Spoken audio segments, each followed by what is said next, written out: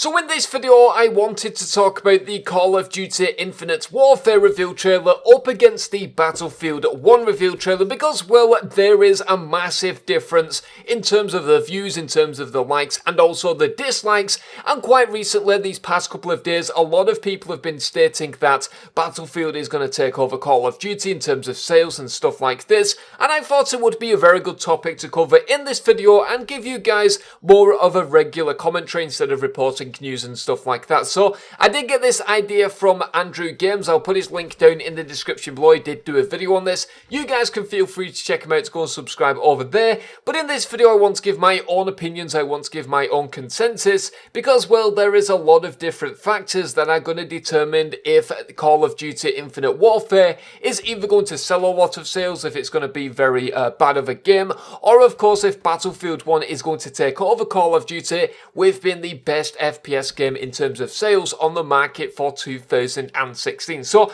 straight away, let's take a look at both of the reveal trailers. We can see that the Infinite Warfare reveal trailer has a total of 16.1 million views, 293,000 likes, and a staggering 1.6 million dislikes, as opposed to the Battlefield 1 reveal trailer, which has got 23 million views, 1.2 million likes, and only 22,000 dislikes, which of course tells us that there is a massive difference, that a lot of people are liking Battlefield 1 over Infinite Warfare at this particular moment in time. But what does this tell us about the games? What does this tell us in terms of sales moving forward? Well, to be honest, it doesn't really tell us a lot. Now, hear me out on this. I first of all want to say that, yes, I am a Call of Duty channel. I love the Call of Duty franchise, but I also like playing Battlefield. It's my secret lover. I enjoy the Battlefield games, and I wanted to point that out because a lot of people might think that I'm biased with this opinion because I will be talking about Call of Duty in positive points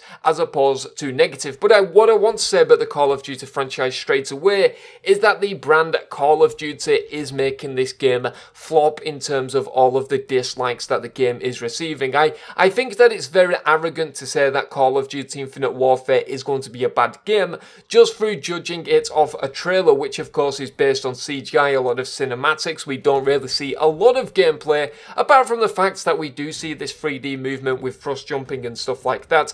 As opposed to the Battlefield 1 trailer, we see, once again, a lot of CGI, a lot of cinematics. We don't really see a lot of gameplay, but we see that it's in the World War 1 era, and it seems that a lot of people are enjoying that Battlefield is going back to the past in World War 1. And what I want to say is that both of these games are going to have its problems. Now, what do I mean by problems? Of course, Infinite Warfare is going to have thrust jumping. A lot of the community have been adamant that we do not want thrust jumping in Call of Duty anymore. But the problem is, with the 3-year development cycle, is when Call of Duty incorporates something brand new to the franchise, such as 3D movement, the other two developers don't know what the response is going to be, and therefore when they do see the response and if it's negative, they've already in, for example, 2 years in development. For example, when Advanced Warfare was released, it was too late to change Black Ops 3 because that was 2 years in development, and then of course Infinite Warfare was 1 year in development. So it does suggest moving forward with the Call of Duty franchise,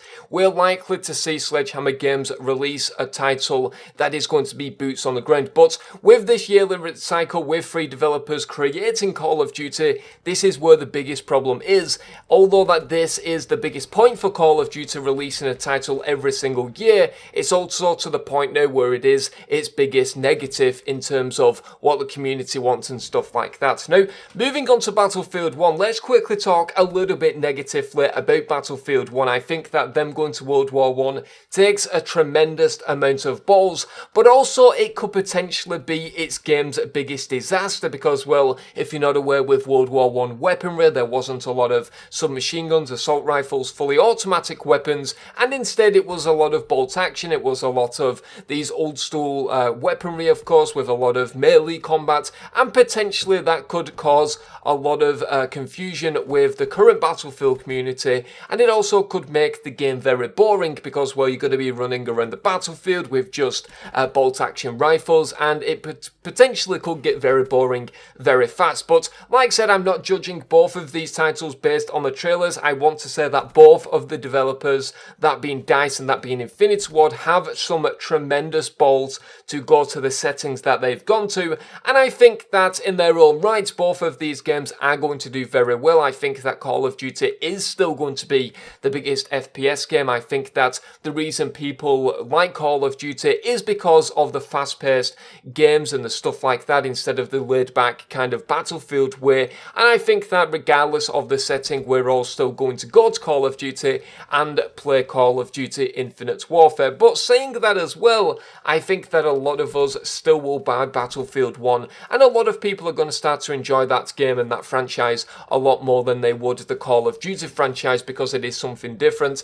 Like I said, Call of Duty now, we've got a Call of Duty title every single year. We've got 3 developers to ensure that we can release Call of Duty every single year, and well, it's probably wearing off now that the Call of Duty nostalgia and the feeling of having a fast-paced game could potentially start to go downhill now, and maybe over the course of the next couple of years we might see Call of Duty evaporate altogether in terms of releasing these yearly games. Instead, we could see remasters like we're doing with Infinite Warfare, with the Modern Warfare remaster, and well, it's just going to be interesting to see these next couple of years. By the time the next Battlefield releases, who knows what's going to happen with that. But let me know in the comment section below what you guys think. I almost feel like I've done a little bit of rambling in this video, but I guess what I want to say is that, of course, Infinite Warfare has a massive negative response, 1.6 million dislikes, but that doesn't necessarily mean that that game is going to be bad. And in fact, if we take a look at pre-order numbers for Battlefield 1 and Call of Duty Infinite Warfare,